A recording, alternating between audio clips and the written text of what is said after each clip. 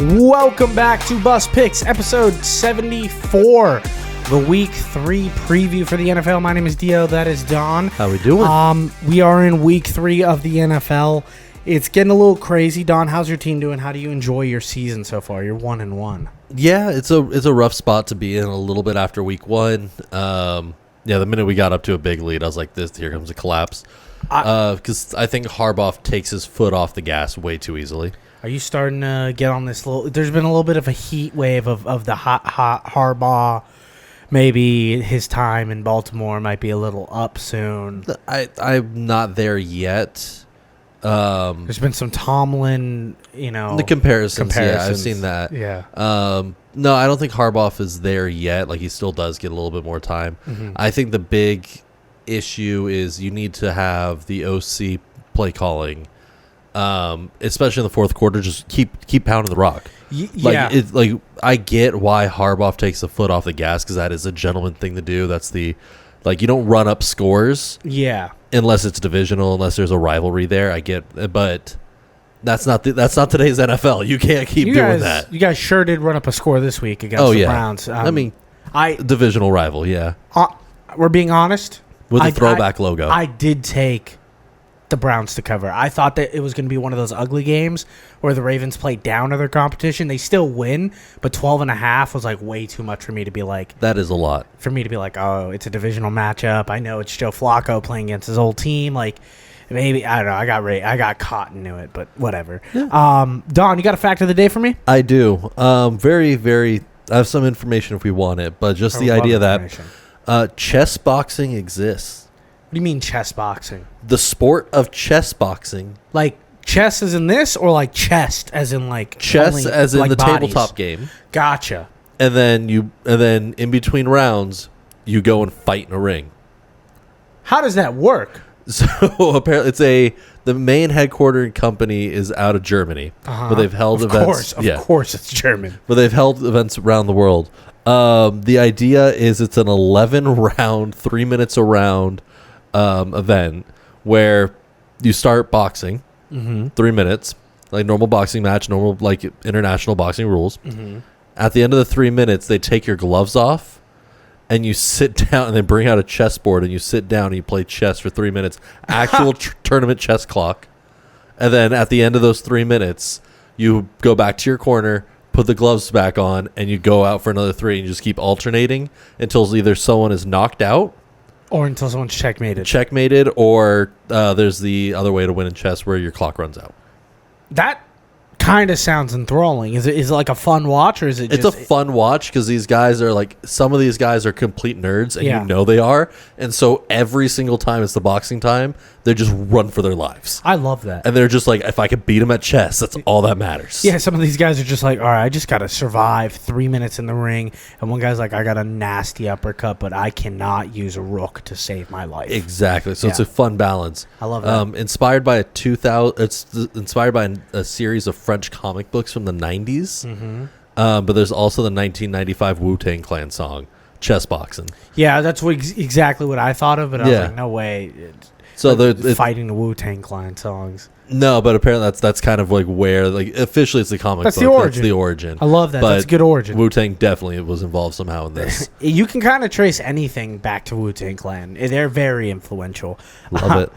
Let's get into replay review. That's where we're going to go through all of the games that we enjoyed last week. I think we got 7 games today that we're going to talk about last week. We're going to start with the Thursday night football game, the Commanders versus Packers.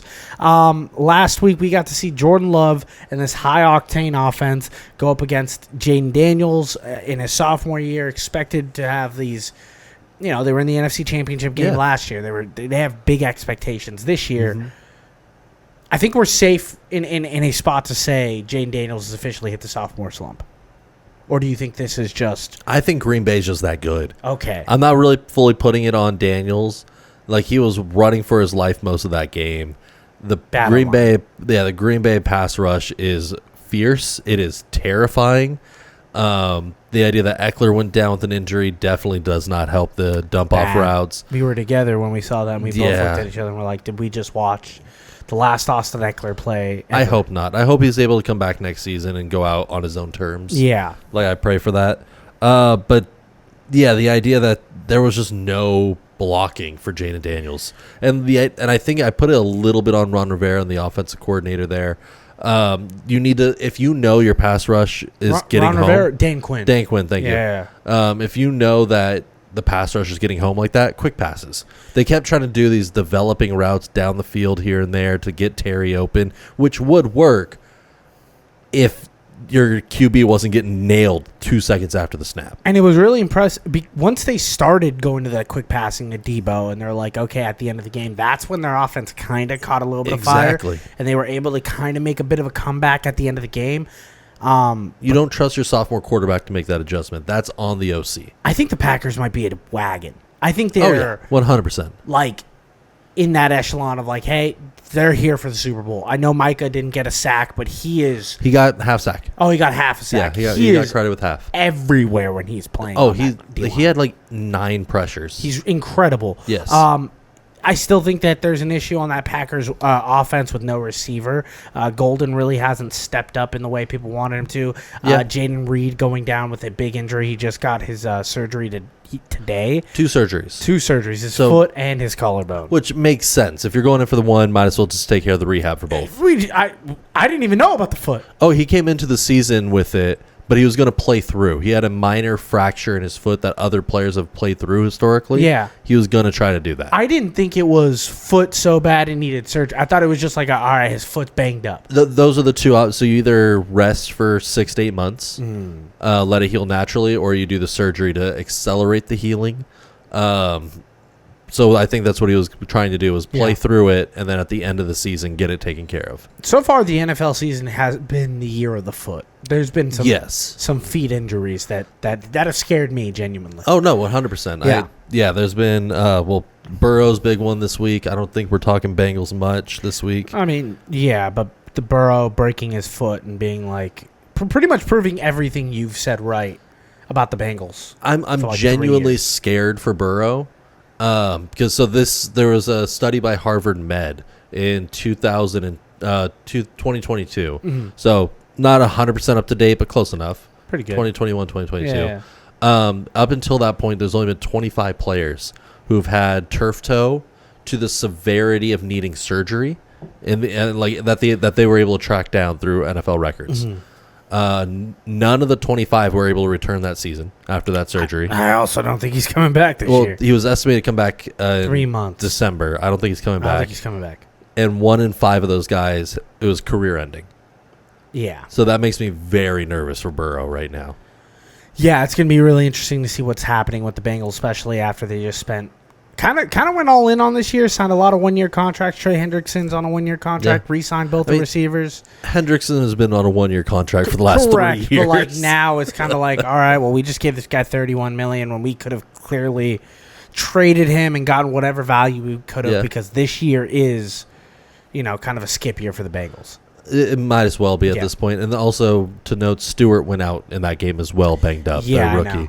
They're going through it. This might be a season from hell for the Bengals. Also, I do think the Commanders might be going through a season of hell themselves. Terry McLaurin's holdout. He hasn't been really the best. And Jaden Daniels already dealing with a knee injury. Like he's probably going to miss this week. It sounds like Mariota's getting reps. I kind of want Marcus Mariota to play because I want Jaden Daniels to come back fully healthy. It's okay if you miss 1 week. You're or young. 2. Knees are serious, especially playing on that terrible, terrible stadium grass. Yeah. That place is cursed. I want him to be fully healthy before he ever plays football. Oh, completely. There. We don't need another RG3. Or Alex Smith. God. Yeah. Dude. Yes. Do you have anything else for the Packers game? Other than Green Bay might build a Jerry Jones statue. Yeah, shout out to Jerry Jones for giving him Micah Parsons. Speaking about Jerry Jones, Cowboys versus Giants, we're going to talk about them right now. Yes. I thought we were past the day we were ever going to see Russell Wilson throw for 400 yards. That moon ball still looks pretty. That still looks gorgeous. Scattaboo looks really good. Yep. In moments, like when they game script him, but he's picking up the pace. He's learning. Am I wrong for thinking the Giants got a little wiggle here, or is it more the Cowboys just have the worst defense in the NFL? I think it's a mixture of both. Okay. Like, Neighbors is that guy at receiver. We've known that. Yeah. And I think Top 5 Russ, receiver. yeah, and Russ being able to throw the deep ball. Wandale has the speed. They've just never used him as a down the field guy before. Yeah. He's normally like his average depth of target for the last 3 years was minus 1.5 yards or something like that because it was all screen Yeah, setups. they're just running quick screens and quick out routes. Yeah, so like using him to like for just burst down the field, I think Russ, and even if Russ gets benched, Jameis has the arm to go get him. Yeah. Like, well, I don't think that Danny Dimes has really had that kind of arm, so that may explain it a little bit more. Well, He has a good deep ball, but he doesn't have the cannon that Jameis and Russ do. He's not throwing 60-yard darts for sure. but 40s. He's electric at it. Yeah. Like I'll give him that. I Like mean, there's a reason I've had him at fantasy at one point. Average depth per target this year has been pretty good for Daniel Dimes, but you know, I mean, and so I think using Wandale in a strategic way is a lot of fun there. And I think the D-line is just still terrifying. they're one of the best defensive lines in football. Yeah. With Justin Tucker being gone, not retired, just gone.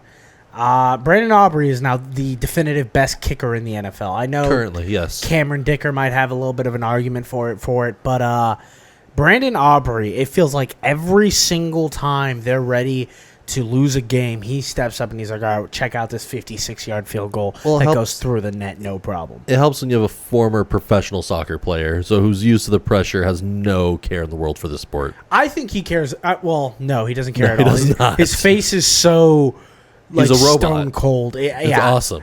But he is amazing. Do you think Yes. this is going to start a trend of more soccer kickers coming over here? They've tried that before, similar with rugby for the punters. Yeah. It's never fully gotten a hold because the ball is so different. But I think it would be a good avenue of like, hey, you were a second team in like the MLS, but you got like you're a goalie. You have you could just launch it. Yeah.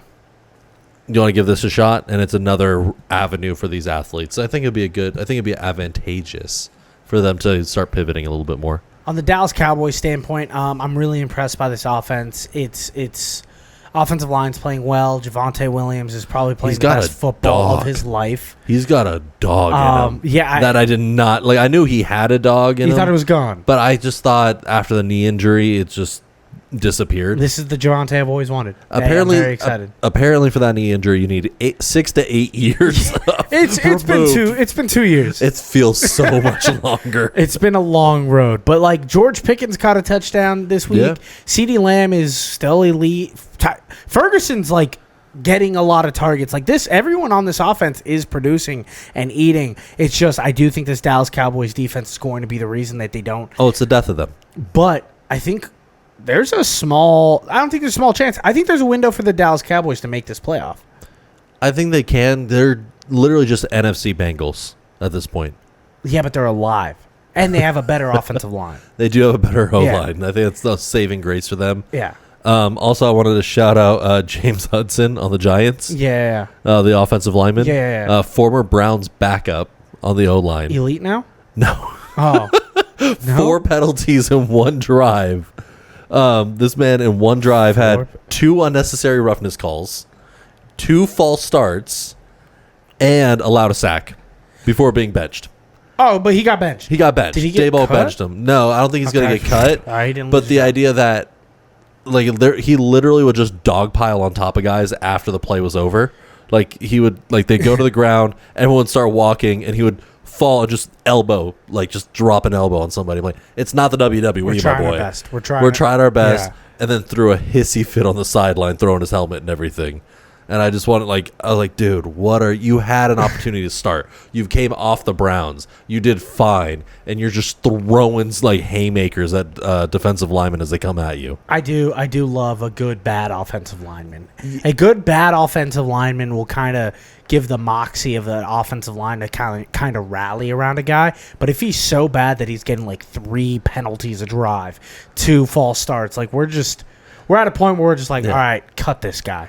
I don't know if it's cut, but if you could get him under control and use that aggression like on a screenplay or something. He's pancaking secondary, and I want to see that. I've had some like just channel it better, dude. I've been feeling mixed feelings about screenplays this season. The new meta for defense is chop block all offensive linemen. Yeah, and it's causing some injuries. And Quentin Nelson went down. He's fine, but there was a moment where I was like, I want that man assassinated. No, I get it. Like they need to start calling the chop block. 100%. I think there was one call last week, but we haven't gotten anything in week 2, and I hope that it starts getting flagged a little bit more. I want it called. I just wanted the attention out there. Yeah, player safety. Next game, Colts versus Broncos. I don't have a lot of notes on this game besides 2-0, and I don't know how to feel about it. I mean, to me, it's the big like. All right. I was higher on the Colts than you coming in. I've been saving something. Sure. I told someone that we live with. I watched the game. Okay. One of the first texts I received was you. I was gone already, but when I came back and I saw my phone, was you telling me about how that last call, the kick was confusing you. I didn't understand the leverage call on the first replay that they showed. Gotcha. Because from what it looked like was looking from the kicker perspective, left side of the center, he touches his back, takes a step, and then jumps. Yeah. And that was like this camera zoom that they showed on the live replay. Mm-hmm. And I was like, I don't get how that's leverage. Because he didn't use the verbiage for leverage is using the line's body, the blocker's body, to elevate your leap. Yeah. That is the official verbiage. I didn't get how that elevated him at all. And then at the end, like a few minutes later, after I texted you, I sent a follow-up reply going, they showed a different camera angle. I saw that guy try to slither over the center and try to get in between. I'm like, there it is. Okay. They just did not show the correct camera angle to start. I think it was a soft call, but by the definition, that is leverage. I've been on the message boards. I've seen the kick. I've seen reactions to the kick. Up and down. Here's my official statement. Sure. Bad call. Bad call. You don't make that call in that moment. I don't. Very happy they did. I mean, yeah, I'm sure you are. I'm sure you are. I don't like that the refs directly affected the ending of the game like that. They didn't just affect the ending of the game. They affected the entire game up and down. Yes. If you watched that game, of ref ball. There was bad calls across the entire board. 100%. Which is my exact point of why I don't kill referees. The reason I don't do it is because I know it comes around. Bad calls and good calls come back to you. You have to live with the bad ones and you have to live with the good ones. I was blessed this weekend with a good one for me. Yeah. And I will accept it. I know down the road there will be a holding call that the Chargers get against me, that they score a game-winning touchdown on me. I've already accepted that. I've also accepted that the Colts are probably still going to finish 8-9. I know that that's probably what's going to happen. But right now we're 2-0. Yeah. And right now, we have the most efficient offense in NFL history. We haven't punted. They released a highlight tape of our punter holding kicks. That's what he's been doing. Yeah. I'm really excited for the first time in 10 years. So you're saying Daniel Jones was the key to this offense? No, I don't. And here's what I'm really going, and I've been saying it for a long time. Tyler Warren is a dog. Is not just he's a generational tight end. Yeah. He is he's a fullback, he's a running back, he's a tight end, he's a split receiver. He returns kicks. He's amazing. I think he's the focal point of our offense. I've said it the entire time. He is clearly the focal point outside of Jonathan Taylor. Our defense, I think we have one of the worst secondaries in football. We have no pass rush at all, but our offense is real. Denver is a real defense, and we were able to put up good numbers against. Is Denver a real defense? Not to take away from you. Okay. But just looking at week 1 and week 2. Mm-hmm. 13 points against Tennessee. Yeah, but Tony Pollard was able to run on them, and that's expected, like as a top-tier defense. Yeah. To shut down a rookie quarterback, but Ward still had flashes. Okay, what about Patrick Surtain? Surtain's great. Surtain had his worst ranked game in his career against the Colts this week. No, I'm not trying to take away from the Colts offense. Mm-hmm. I'm trying to say I am very scared for the Broncos defense moving forward. I am too. I'm think it was a good offense, and we like on the trend up, and we're seeing the defense on the trend down, and it just met at the perfect moment. I do think, I said it before the season started, I think this is going to be a down year for the Broncos. I don't think they're going to make the playoffs. I think this loss is a huge loss for them going down the stretch. I'm now out of the Colts are going to be a top 5 pick. That's just not going to happen at this point. We already have 2 wins. If you get one more, you're out of the top 5. Yeah, and I do think we are going to probably win 7 to 8 to 9 games. Yeah. I'm excited though. I do think Daniel Jones will turn back into a pumpkin. But if I had to compare this, because I know a lot of people are doing the whole Saints of last year, and if we turn the dial back 1 year ago, you were the guy that was like, hey, you liked the Saints out of week 2. Yeah. And I kept saying, hey, all they did was install motion for the first time ever. Week 3, it'll catch up, and then they sucked again after week 3. The Colts offense isn't like that. No, it's high percentage plays that they're hitting consistently. Yeah, and Daniel Jones is like actually got an offensive line. Colts offensive line's real weapons. I'm excited. It just feels so good to not be losers right now. It feels so good. No, it's a good feeling, man. Yeah. Do you think Dre Greenlaw fixes the Broncos defense? Because that's the big hope that I see a lot of Broncos fans talking is like the weakest spot is the linebacker, and Dre comes back next week. Dre Greenlaw's really good. Yes. I'm very scared for this Broncos defense. I'm not saying that they're not going to be a top 10 defense. Sure. But they're not going to be top 2. I don't know if they're top 5. I'll tell you right now. I would take the Packers. I would take the Ravens. Sure. I would still take the Eagles. Yeah. That's secondary. I would take the Rams. Yes. Those are 4 teams that I believe I'm missing some for sure. Seahawks have a good defense, but there are some teams out there that I'm like, we expected to have a better defense. The Steelers are one of them. They look bad on defense. Yes, on offense looks rough still. Arthur Smith is. They're scoring. Arthur Smith put Caleb somehow for kick returns, and that makes no sense. They're scoring right now. Their offense is above average. Slightly, yeah. Yes. I think they're like instead of 16, they're 15. I think they're 13th. Yeah, somewhere tight. They're 13th. They're basically average. Yeah. I think in points scored, they're top 10 though. I have nothing else other than Sean Payton took the loss on his shoulders after the meeting, and as a good head coach should. He said he coached that last 2 minutes really, really poorly. And that leverage play was leverage. He 100%. He was like, that was the correct call. I kind of don't agree with him. I do think that the refs botched that play, but I'm not going to apologize for that. No, I still think by the technical definition, it was the right call. Do I call that? Never. I don't call that either. Yeah, you pick up that flag and you eat it. 9 PI calls that I would have not called in that game. So there's a lot of rep because we didn't even talk about that. The Giants and Cowboys, the 4 penalties on one play. So here's the thing about this weekend, Don. I didn't get to watch any of the games live besides the Colts game and the Vikings-Falcons game. I've rewatched everything on Monday again because it was all the highlight tapes. I didn't get to see any of the penalties there. Oh, it was flags everywhere. Really? Oh, the amount of laundry that hit the field. Okay. Was it literally was one of the wildest circumstances to watch. So this is the next game we're going to talk about is the Eagles-Chiefs. I didn't get to watch anything but one play. And apparently it was the play that everyone had an issue with. Yes. You've had other issues with this game. So I love it. So I want to hear you talk about it. No, I mean, you start. Do we want to start with Chris Jones? Have you seen the highlight of I did see the Chris Jones. Chris Jones talking smack over the line? I love that.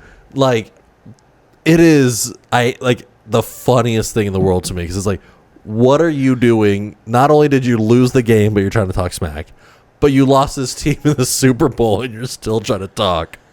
You have no leg to stand on, my guy. The Chiefs did come out and they were like, to us, we were 1-1 because they beat them in a Super Bowl. They beat them in a Super Bowl. They felt like they were 1-1. They felt like they were equal. Chiefs look bad. See, that's where I disagree. I think the Eagles are good. Yes. I think the Eagles are having the same issue they had 2 years ago. Remember a few years ago when their offense was just kind of one note? It is very one note. A.J. Brown is nowhere to be seen.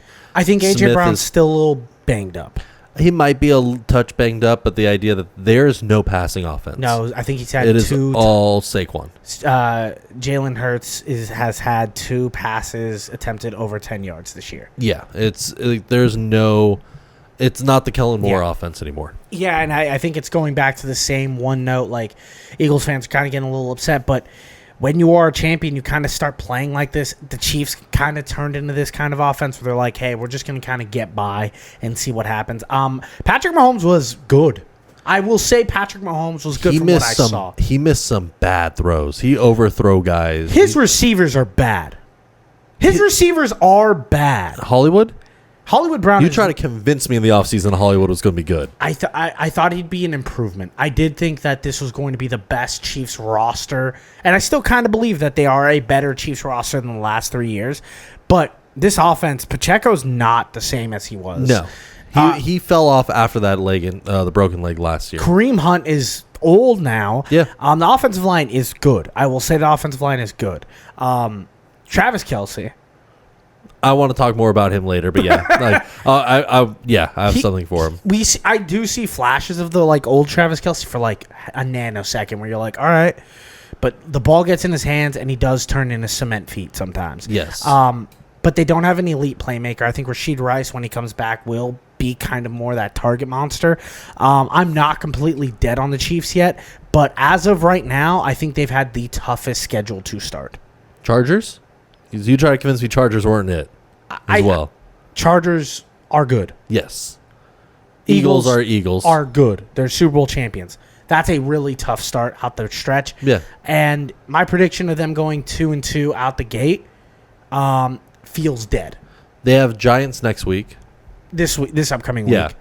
Which I do think they get the win. And then the Ravens. Which is going to be a tough one again. Here's the thing about the Chiefs and the Ravens. If I know anything about the past, they're going to win on some BS, and you're going to be really upset on this show. Oh, most likely. I'm already ready for that. Yeah. But Eagles secondary needs a lot of work still. Yeah, that's my biggest fear of them. That is a huge fear. And then they need to get the passing offense moving. Hurts has the arm. And there are, in the midweek conversations, the beat reporters, I guess the biggest change to the offense that has been announced so far to beat reporters around is they want to start doing more designed runs for Hurts. That's their response to all this. That's what they released today. I don't think that they're going to do that. I think this might be a smokescreen. I think it's a smokescreen. I think here's the thing about A.J. Brown. Last year, every time he was like, I'm not getting my targets, the entire world heard about it. Yeah. We haven't heard a thing about from A.J. Brown. I think he's very clearly like, hey, those first 2 games, we had to play a specific style. We're going to open up the playbook a little bit more. We're going to get there. I think his injury is a hamstring. It was a little bit more severe than people want to talk about. I think they're going to open it up a little more, but right now they're like, hey, we're the best running team in football. Let's just keep running this ball. Yeah, makes sense too if you keep winning on it. Tush push, officially dead. That was a false start. They were false starting multiple times on those tush pushes. The NFL has come out this week and they're like, we're going to start calling these. The Colts are running their own version of the tush push. Every team has a variation. Correct. So now I think we're going to start seeing the death of the tush push. If it's still successful after these false starts, then we might see the official ban of it. I completely agree. The idea that during the game, I think it was Mike Pereira, the commentator, ref, fish, it just straight up is like, I'm over it. I'm done with this play call. I think a lot of people are. Yeah, I think a lot of people are, not just for the false starts, but even the defense is lining up offsides. That's the only way you could do anything. Yeah, I mean, there was a play on the Colts where the inside linebacker jumped over the line like a whole 3 seconds before the ball was snapped. And they were just like, dude, there's nothing we can do. Yeah, it's I hate that it's a fun advantage. I think you need to implement a rule. If you're going to keep the rule in, you need to change it where, formation wise, where players cannot be touching the quarterback before the snap. Yeah. Or some variant of that, because you can't just automatically go the minute you say hike, just throw him. Yeah, it's ridiculous. Yeah. There's got to be something there. Vikings, Falcons, the Penix J.J. McCarthy battle that everyone had been hoping to see was absolutely boring. It was Minnesota has no O-line. Minnesota not only has no O-line, Jordan Mason's their best running back because Aaron Jones is hurt. Justin on Jefferson's IR not now. getting any sufficient targets. J.J. McCarthy's bad. I don't care what he did in the fourth quarter of a Bears game. I don't know if I want to put J.J. McCarthy bad through 2 games when, to me, there's no O-line. He clearly was not comfortable. He got hit, he was sacked 9 times. He got hit a lot. Anytime a rookie QB, and I'm calling him a rookie because he didn't play at all last year. Him and Anthony Richardson. So, yeah, fair enough. Same with Ben Simmons. Mm-hmm. If you're not experienced and you're fresh out there and you take 9 sacks and you are hit every other play, you're gonna make mistakes. You are going to rush throws. You are not going to look good on the field. Yeah, but there are some routine passes that I'm just like, hey man, what are we doing here? I think we're seeing this currently. I put it more as how we saw Sam Darnold. Is this kid's gonna see ghosts? Yeah, and I don't blame him. I blame the O-line. Vikings defense is good though. Vikings defense can carry them. Going to keep them in some The games. skill players are going to carry them. Yeah. If you can go quick passes or somehow figure out this O-line to get an upgrade somehow to block in any capacity, immediately you're at least a wild card team in my mind. What if J.J. McCarthy got hurt in this game? Yeah. Carson Wentz is the backup. We're getting a Carson Wentz game next week. Oof. Is there a chance we get a good Carson Wentz? Yeah. I mean, what if Carson Wentz unlocks the offense? Kevin O'Connell is able to somehow scheme up for these kind of backup guys to float through once in a while. I think the Colts and the Vikings should do a 1-for-1 trade. Carson Wentz, Anthony Richardson. No. I think I don't think O'Connell could handle Anthony Richardson. I think he'd do great with him. He wanted him during the draft process. I think he can mold him into the guy he needs him to be. That'd be an interesting trade. I don't 100%. have too much to talk about this game other than there's a new kicker on the block and he's apparently undefeated. John Parker Romo. Well, revenge game for him because he was on Minnesota last year. Didn't know that. Yeah, so he put up 5 field goals in this one. Minnesota ended up cutting him during the offseason. Mm-hmm. So he got the revenge game narrative there. Falcons, I think, are putting together a nasty little pass rush. It's not there yet, but they're slowly turning it around. They went from league's worst to, I think, average now, which is a huge jump in 2 years. It's mind-blowing when you see it because you're like, yeah, there's no pass rush, and then Turner comes off the edge, and you're like, okay, you got something. I like it. The secondary's still filthy like it was last year. And I like what the offense. Penix looks comfortable. He looks solid. That's my question away from this is, it's been a small sample size. It has. Are you ready to be like, all right, I believe in Penix? No, I'm not fully believe. I think we are going to get a different offense every year or every week from them because it is very clear that they are fully scheming, matchup dependent. They do not have a full identity yet. In my notes, I wrote, I'm done believing in the potential of what this offense can be, and I've accepted who they are. And that's a running team who kicks field goals. That's what they do. But last week, Bijan only got 8 carries. They gave the ball to Tyler Algier. Not last week. Last week, they ran the ball a total of 12 times. That's ridiculous. They were a passing offense the entire time. That's why I'm saying is we're going to get a different view of this offense every single time. They're either going to, if they could beat you by the run, they're going to just focus solely on Bijan and Algier, and that's what worked against Minnesota. Which is a good defense. Week 1, they're not running on Vita Vea. So what do? They got Bijan in space. They ran a lot of flat routes, a lot of wheels, and they were able to pick them apart that way. I just want them to be explosive because they have so many good I don't think they're there yet. Yeah. But I'm like, they're just I think they're a season away. They're 1 season away of uncorking it. Buccaneers, Texans. Baker Mayfield is a winner. Baker Mayfield is a unprecedented winner. I think he plays with the ultimate. I don't have a chip on my shoulder. I got a boulder. He officially earns your dad's favorite player, not just your, but everyone's dad's favorite player. That's who Baker Mayfield is. I think he's officially entered the conversation of elite quarterback. I am now ready to say Joe Burrow is out of the top 5 conversation officially for me. Yeah. I think he should be for the public because of injury and inconsistencies. We need to put Baker Mayfield in there. I think Baker Mayfield has shown time and time again, give me the ball in the fourth quarter with 2 timeouts, I can go down there and score. And that's unmeasurable. There's literally like 5 guys in the league that can do that. I don't know if I'm willing to put him top 5. Why not? Top 5 in fourth quarter? Fine. No, top 5 period. overall? I don't know if I'm there yet, considering he almost led the league in interceptions last season. So? That's like He putting still Jameis. wins. He still wins, though. Yeah, he still wins. He's like I give him all the respect there. I want to see this year put together a clean year. I'm not saying there. he's Lamar or Josh No. Or even Mahomes, but like he's better than Goff. Yeah, no, I'll put him better than Goff. He's better than Stroud. Oh, Stroud looks bad. There's no reason to say he's not better than Herbert. No, I think Justin Herbert and Jordan Love are the next guys in that conversation for me. Yeah, you're a big Jordan Love guy. I think he's slinging it well. He looks good. I think Baker definitely has Wolverine blood. Can I give you a little round of applause? Sure. Ibuka? Yeah, and Buka looks nice. Dog. I'm worried he's the one already. I'm worried when Godwin comes back, how they're going to implement the offense. It'd be nice to see Godwin take the Z of the other outside because he's done that before in his early years. Keep Ibuka in the slot. Keep Ibuka, and you just have now the best, I think, Best receiver trio core. yeah, 100%.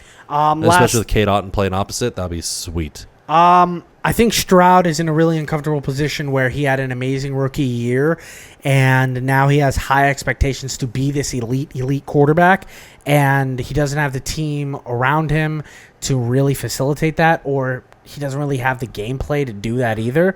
And now he's kind of being really, really critically bashed, and I don't think he deserves it. I don't think so. I mean, the idea that Nico Collins is a dog. Like, I love Nico great. Collins. He's great. But you're throwing to 2 rookies other than Nico. I mean, you do get Christian Kirk back this week, so we'll see how that goes. Hopefully that's an upgrade because Kirk used to be a number 1. He does have that talent. We'll see if it unlocks. But I do think Texans' offensive line is generationally bad. Generationally bad. I mean, they make the Bengals' offensive line look good. Exactly. Like, it's terrifying. And I think Stroud's talent is a bit one note right now. Correct. He can throw the deep ball.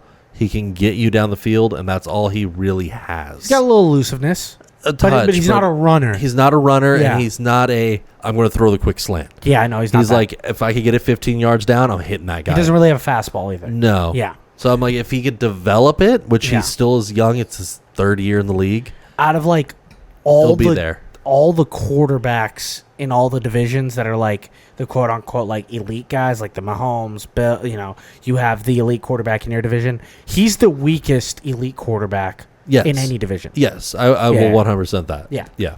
Yeah, because I would say it's like Baker's top of his, and then like Jalen Hurts, Dak. And it doesn't help when you have Houston making really weird play calls. But Houston's always that. Anyone that ever believes in Houston, like me, is an idiot. Well, I mean, but the idea that, okay, so there was one part, I think it was 11 minutes left in the 4th. They're down by like 3 or 4. They're on the goal line. They're literally on just inside the 1 yard line. Yeah. Then they decide to go for it on 4th. So they know going in, we're going to go for it 4th down. Yeah. 3rd and 4th down, they run out of shotgun. And it's rollouts and trying to throw to the back corner of the end zone twice. It's because they don't trust opposite sides. their running backs and their offensive line right now, so they feel like they need to put their quarterback in space. I don't care who you are. If you're within the 1 yard line, I run the ball at least once. You run the ball. Like, they ran it on 1st, got stuffed. They tried to throw a quick pass on 2nd, got broken up. Yeah. Why are you moving the shotgun formation? Don't know. That makes no sense, especially when you're down. That's the time of, hey, if I don't get it on 4th trying to stuff it up the gut, I'm at least gaining a few inches. And now we have Buccaneers offense sitting with their back against the goal. Like, that is the bet. Like, why are you not just going trying to get points? You're not playing aggressive. Yeah. I think coaching really matters, and I'm not saying that the Texans have a bad head coach. No, I think Ryans is good, but I think this might be a tough year for the Texans. I think it will be 100%. But they've also had 2 tough games. Yeah. Chargers versus Raiders. I'm going to touch this game very, very quickly. I don't think there's a ton to talk about other than Herbert's maybe the MVP after 2 weeks. He's put it together. I think Daniel Jones wins it right now. I think Lamar wins it right now. Well, I'm saying like a comeback play of the year is going to one of those 2 at least. Yeah. Chargers second. The Chargers defense looks terrifying to me. Yeah. There was one I wanted to Dwayne Henley. I mean, the kid, very good. Very, very good. Led the team in. I want to highlight him specifically because led the team in tackles with 10. Mm-hmm. Got an interception. Yeah. Got a sack. Mm-hmm. Fought a staph infection all week and was playing with a 103-degree fever. That's the most important part. That guy bananas. Should not have played that game. Should not have ever, and he probably played the best game of his life. Yes. Now, to be fair, he was playing the Geno Smith Raiders, who he will come back down to earth. Bad. Yes, they are rough. They are bad. Ashton Genty in week 1 had 36 rushing yards. Oh yeah, 36 rushing yards. He gets hit behind the offensive line, minus 2.5 yards every single time. Yep, that's what they're averaging. Negative. He is going to have to run the Barry Sanders. It's incredible. Yeah, it's rough to watch, and this is something that I think Seahawks fans all know about Geno. Is he is a good quarterback. He has games where he will be slightly above average. But you can't do that in primetime. You can't do that in primetime, and he has these games where all of a sudden he's like, is that Tim Couch out there? Like, what are you doing? I could excuse the first interception. It bounced off someone's foot, landed in their defender's arms. Fine. I don't like those calls being put on the quarterback. I don't either. If the quarterback is able to put together either... Like, if it's a freak accident on why the INT happens, should not be a negative stat. Forget about it. All right, cool. Let's go back to the bench, whatever. Second interception where he throws into the end zone, and it bounces like... The defender made an amazing play on it. Yeah. It was still an interception, but I would say that was a better play than an interception for that one. The last play of the game where it's 4th and 4, he's scrambling in the pocket, and he throws it out of bounds, not even towards a receiver. He literally just nukes it out. And then the game's over after a 12-minute drive where they still were down 2 scores. I was just like, oh, okay. Geno Smith's having a generationally bad game. Yeah. And I don't see a world where this Raiders team gets out of it. No, and it's a little bit on the play calling to me. The idea that they were, beginning of the 4th, end of 3rd, beginning of 4th. Yeah. They have an 11-minute drive down the field. They are down by 14. It was 20-6 at that point. Yeah, this 2-score. Yeah, 11-minute drive, marching down the field, down by 2 touchdowns. 12 plays. You settle for a field goal. Beautiful. To then go from down 2 touchdowns to down 2 touchdowns. Yeah. You made no sense with that play call. Like, what are your decisions? I think it's Pete Carroll playing old man football and not really being able to adapt, and that's why the Seahawks cut him. Yeah, it could be that. I think that's a huge part of it. I think Chip Kelly's offense, time and time again, has been shown it's not effective in the NFL. It does not work. I like the creativity. It does work between the 20s. I don't think it does. Or between the 30s even. The minute you get into the opponent's side in any significant way, it shuts down. I think he's a great college coach. I think the second he gets to the league, he uses spacing in a way that works in the college game because not everyone's a freak athlete. In the NFL, everyone's a freak athlete. Everyone can run sideline, and the spacing doesn't always work that way. Yeah. So his quick reads, where his quarterback's just able to make quick reads, quote unquote, all of a sudden become disastrous plays where he does end up putting his quarterback in position where he throws 3 interceptions. That's true. Last thing I want to talk about for this game and for this segment, I know it's pretty much the bulk of the episode. Tom Brady's cheating again, and we're just going to let him get away with it. Did you see this? Yeah, where he was in the play, like he was in with the coordinators. He goes into coaches' meetings. Yeah. Next week, he's going to do a sit-down interview in the Bears facility, call their game, and then the next week, the Raiders play the Bears. Yeah. No, it is. That's cheating. No, it is. I'm not disagreeing. It is fully cheating. We should take away 3 rings. That's all I'm saying. That's all I'm saying. I'm so sick of it. I'm so sick of the world just letting him cheat. Yeah. No, I mean, there's been enough of noise made about this. Hopefully it can, he get either press credentials removed or he's banned from discussing with the Raiders organization. I don't think he should be allowed to play in the NFL. He also signed a $75 million Saudi Arabian flag football deal that he's going to be doing with Christian McCaffrey and Rob Gronkowski. I saw that, yeah. And I'm just like, all right, man, I guess you do need more money because you took all those pay cuts with the Patriots back in the day.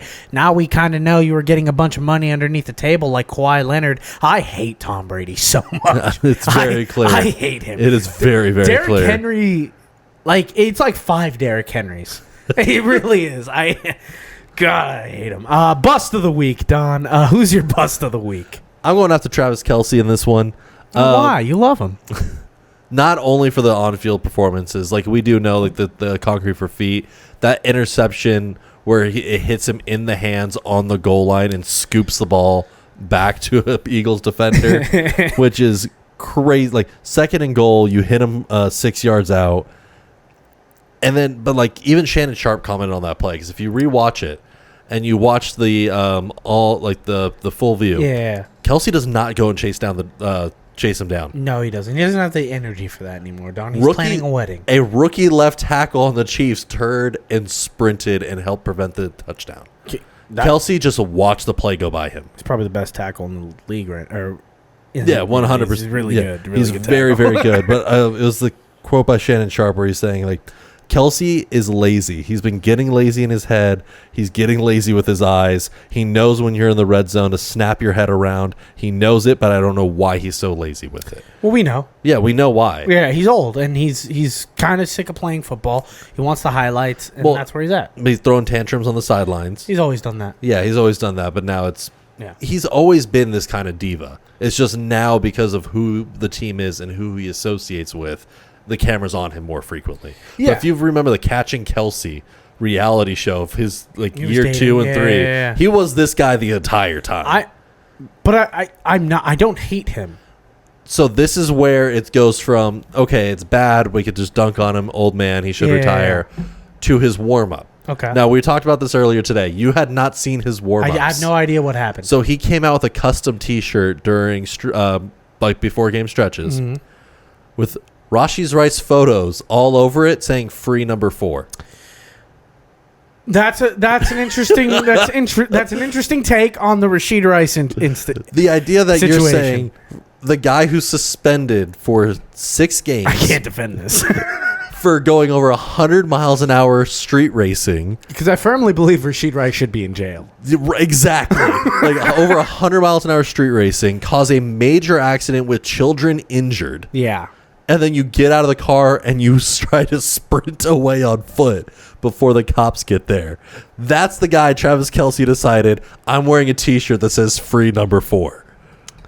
He's a good teammate. That's the only spin zone. That's the only spin zone. Like he's literally a ride or die. Like, that is the craziest thing I've ever seen. My thing about Travis Kelce is this. I think, and I genuinely believe this, I think he's too stupid. I think he is. I think he's, and I really do mean this, dumber than Rob Gronkowski. Gronk. Okay, if you've ever listened to any of Gronk's teammates, Yeah. Gronk might actually be Rain Man, because Gronk plays the dummy.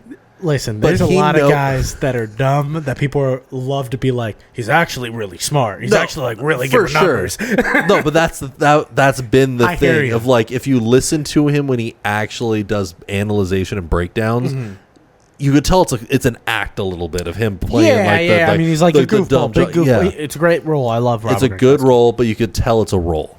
Yeah, Buccaneer. I do not think this is a role for Kelce. No, I think he's like a genuinely I dumb think guy, but he's I just like this him. guy. I don't. My favorite, which I have the Travis Kelce interview where he gets asked if he could be with any woman, the girl of his dreams, but if she doesn't give him oral, is it a deal breaker? And he looks directly in front of national television. He goes, yeah. And I'm like, you can't be doing that. You buddy. can't be doing Don't answer that. the question. That's a softball. Like, what are you doing, you dumb guy? But yeah, it's like you can just tell he's over football at this point, but he still expects everyone that, like, he expects everything Making a lot to of be money. treated as if he's greatness. He expects things to work out for him. And the shirt is just the audacity to me.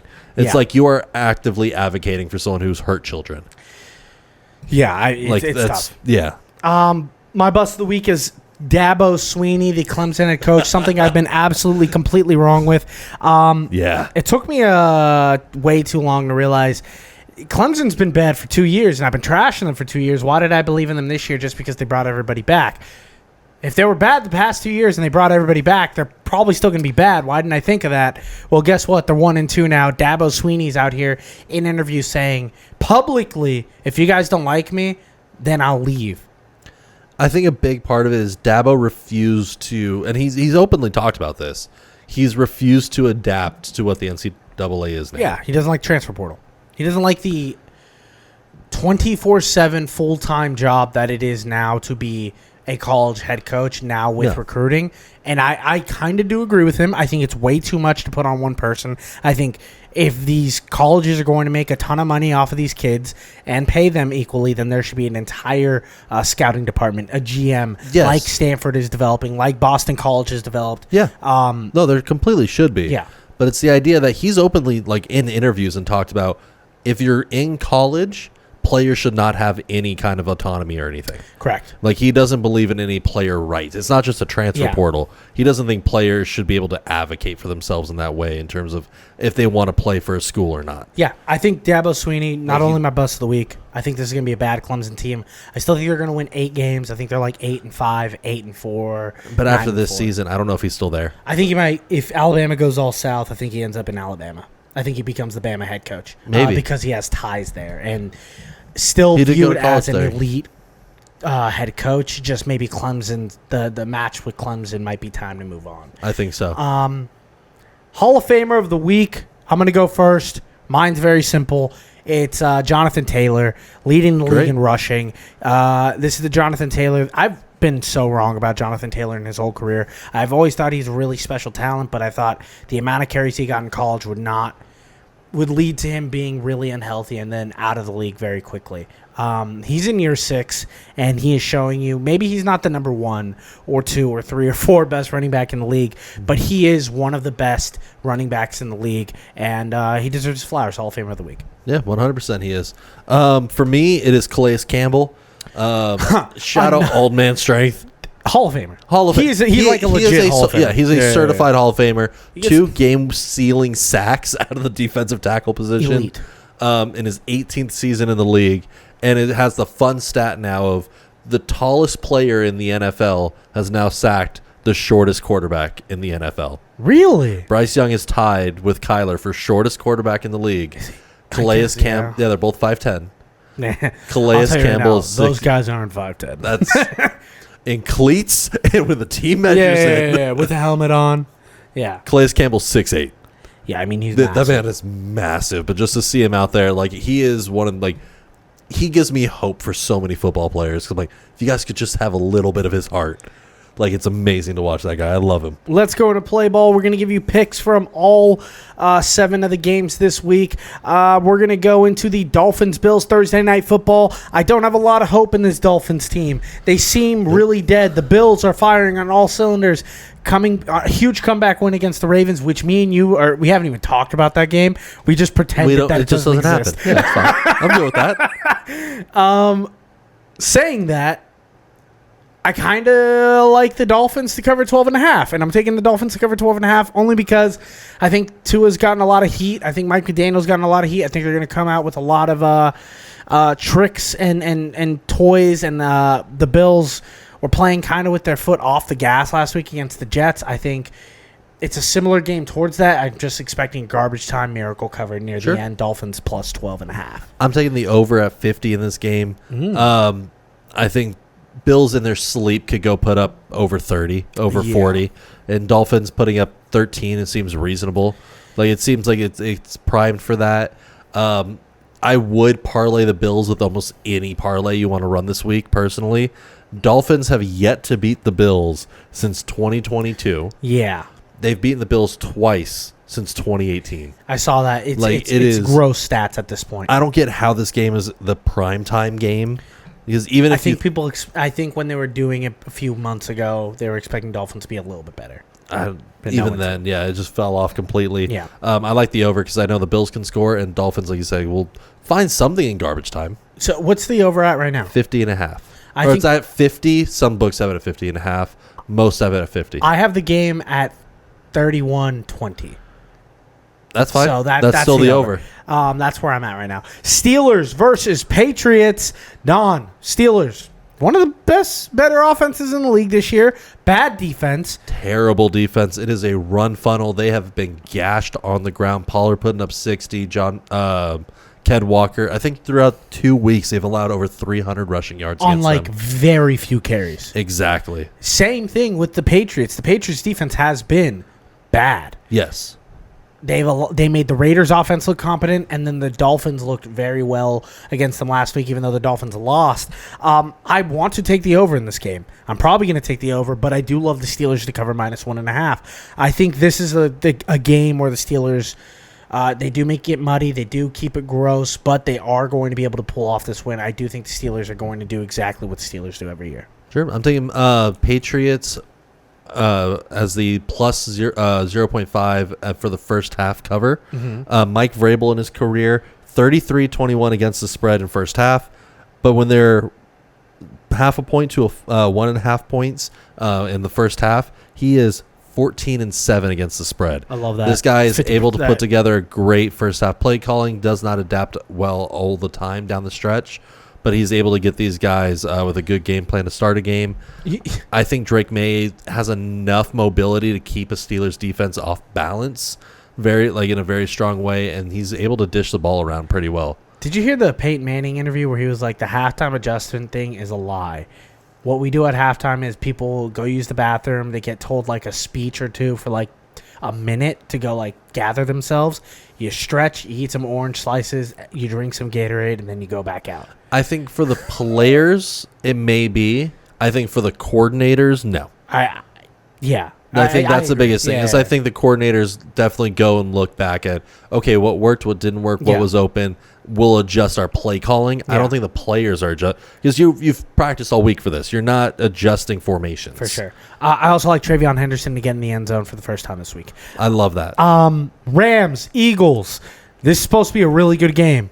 Rams, good defense. Kind of been a little bit disappointing on offense. Same thing with the Eagles. Kind of been disappointing on offense. This is where, in my soul, I would say, all right, over 44.5. But I'm not doing that. I'm taking a step back. I believe in both these defenses. I'm going to take the under at 44.5. Sure. That's where I'm going with it. I'm taking Rams plus 3.5. Eagles have won both their matchups with the Rams last season. Yeah. But I think Stafford is dealing the ball a little bit better, especially against a weak Eagles secondary. I think that they're able to keep it close. I don't think they win this game. Saquon is going to feast like he normally does, but I think the Rams have the overall offense to get it within 3. What if I told you that Rams, which opened at 4, then went all the way down to 3, now sitting at 3.5, is the most bet NFL bet so far this week? I think it's the most exciting game. I think this is going to be a great too high. Like I think this could be. Because I feel like that's a trap. Because that was my initial instinct. Oh, no, 100%. Was to take the Rams. I think this is a trap game overall. I would take player props more than anything. Not all the lines are out for player props yet. This does feel like a trap game, but I think this is the NFC divisional round kind of like great matchup we see before Green Bay. Yeah, they're good. Yeah, winner of this needs to face Green Bay for the NFC Championship. Yeah. I don't know. I think they're still. I think Detroit's more alive than people want to. Oh no, 100. They are, but I think like those are the juggernauts. Broncos Chargers, an in-division matchup. Chargers get to open their season with all 3 divisional opponents, and I think they end up beating all of them. I have them covering -2.5 against the Broncos. Like I said, I expect the Broncos to take a bit of a step back this year, and I think the Chargers are a legit AFC powerhouse. And this is the first time I have felt that the Chiefs are in genuine danger to lose this division. Yeah, I think they completely are. If they do have the Chiefs on their heels, and we all expect the Chiefs to win this game this week. If they don't and the Chargers win, that's a huge lead to have on them. That is, almost insurmountable. I would take the Chargers line up to -5 personally. If you could go chase the plus odds there. I moved them last week -4, and I was like, I'll take it. Yeah, to me the big one is we know Colts are able to run on the Broncos defense extremely well. We know Titans were able to run on the Broncos defense fairly well. I think this is, to me, the one I'm scheming up a little bit. The line isn't fully out yet, but I'm taking Najee Harris total yards. I think in this one, I think Harbaugh eases off Amari and Hampton a little bit after the fumble that we saw last week. Not just that, but the inefficient running. And Najee, I think, might fit the style of that offense more. And I think the big part for Najee is he had 58 total yards last week. He's covered both of his total yards line and his rushing lines through 2 weeks. This team, it's hard for the Vegas line to know where to be with Amari in there. I would take Najee up to 70 total yards in this game. I've always felt Najee was going to be involved in this offense, and Amarian was going to be more of a down-the-season type player. And the Chargers are like, no, we're going to open with Amarian, and we'll see what happens with Najee. I think Najee is the better fit for this offense than Amarian Hampton is. For right now, I think it is. Amarian will develop, but Najee is that kind of, I'm just going to put my head down and run through you. And on an offensive line that's not the best, it's good, but it's not great. That's what Najee can do right now. Exactly. Let's go into the Cowboys and Bears. The Bears 0-2, very disappointing. Caleb Williams not really being good, like that, as simple as it is. Yeah, he looks rough. Colson Loveland, probably not the pick you should have made. And the Cowboys, one of the worst defenses in the league, but Dak Prescott firing on all cylinders. Yeah. Maybe playing the best football he's played since his MVP race a few years ago.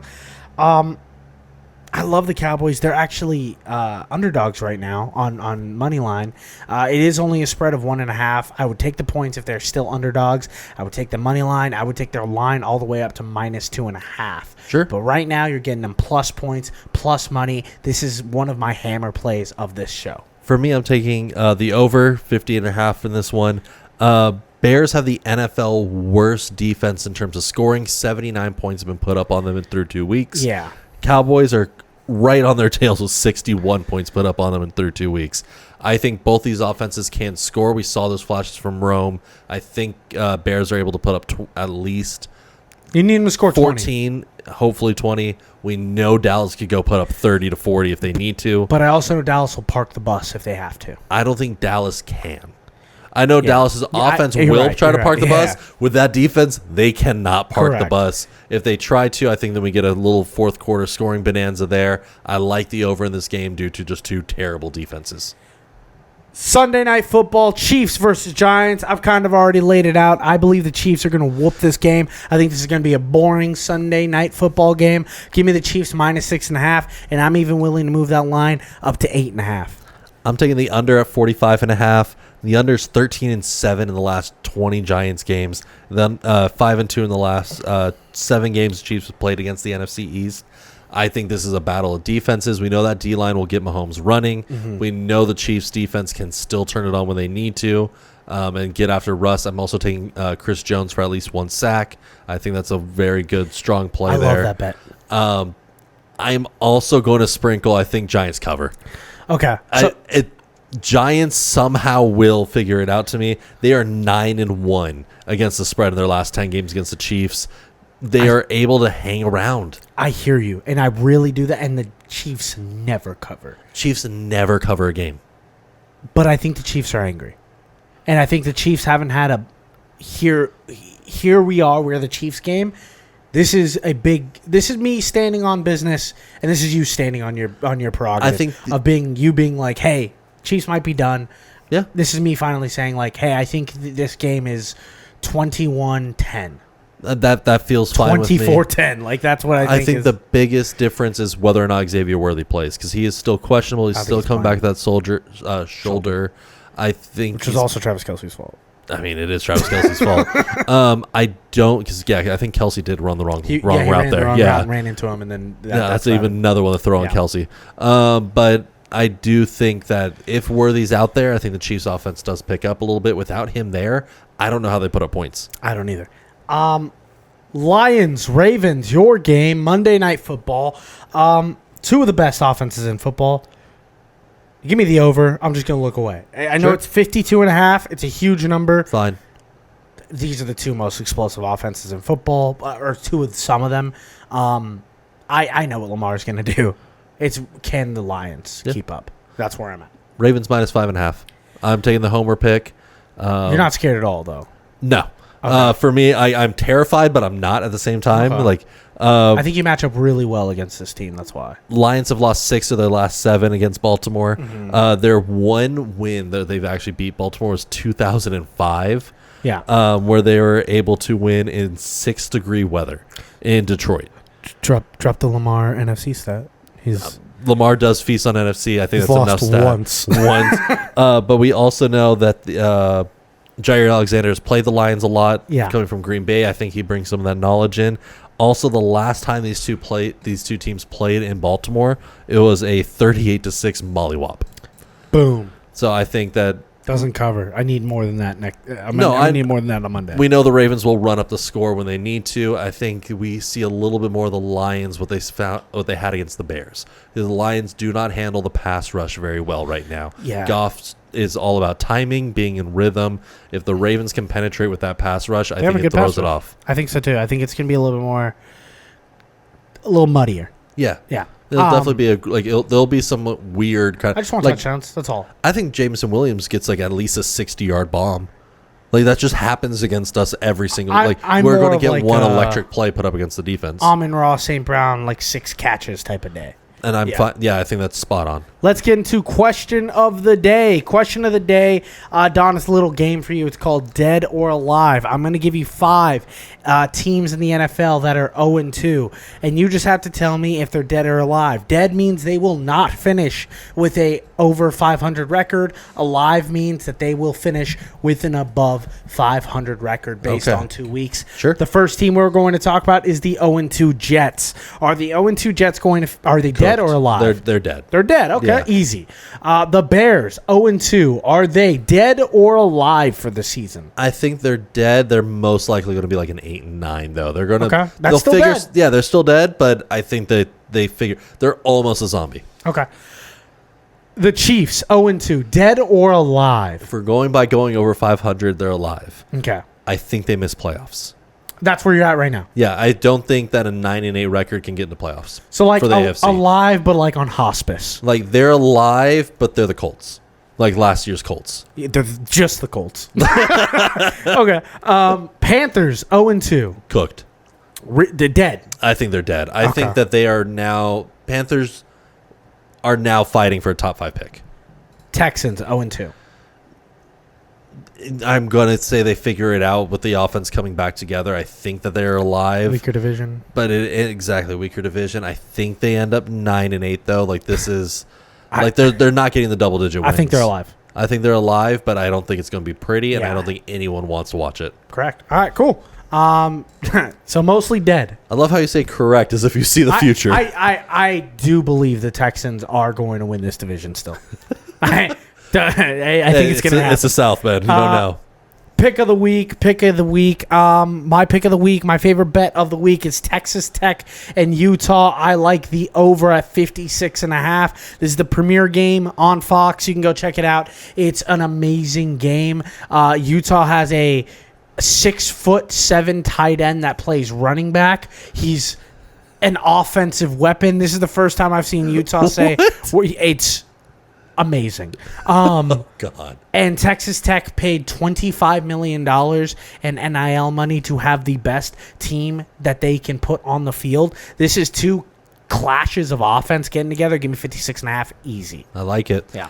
For me, I'm taking Green Bay minus 7.5 against the Browns. I don't know how this line is sitting here. Don, I was so ready to make this my pick. I don't get it. I feel like I'm missing something with how bad the Browns are. This should be 12. This should be 12. I don't know how it's not a double-digit line.